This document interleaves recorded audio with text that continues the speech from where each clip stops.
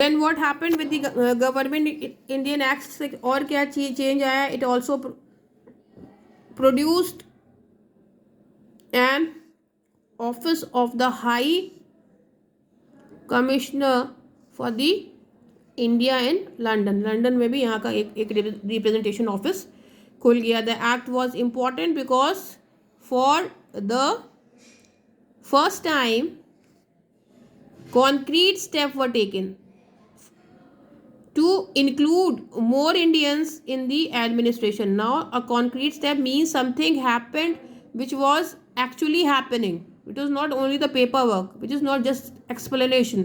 कुछ हो रहा था ऐसा जो दिखाई दे रहा था. of their own country. Elections were introduced. Election introduce हो गए which brought political consciousness आई लोगों में. इंडियन एजुकेटेड हो गए. But the reforms fail short of satisfying the demand of the Indian nationalist. मगर इंडियन नेशनलिस्ट सेटिस्फाई नहीं थे इस चेंज से, उनके लिए बहुत कम था. The viceroy still had immense power to undermine the effectiveness of the legislature. अभी भी वाइसरॉय के पास इतने पावर थे कि अगर सारे मेंबर्स कुछ कह रहे हैं तो वो चाहे तो अपना कोई नया रूल चला सकता था. Also the franchise was very limited and narrow. बहुत फ्रेंचाइज भी बहुत नैरो और लिमिटेड थी.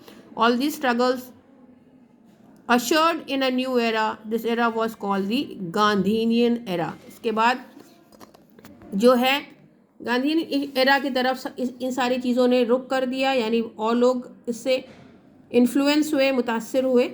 और फिर गांधीनियन एरा शुरू हुआ, यानी the time of Mohandas Karamchand Gandhi. This is his time when he was in South Africa in 1999.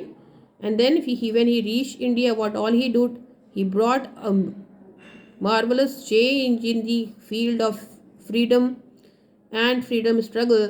His contribution made him father of the nation.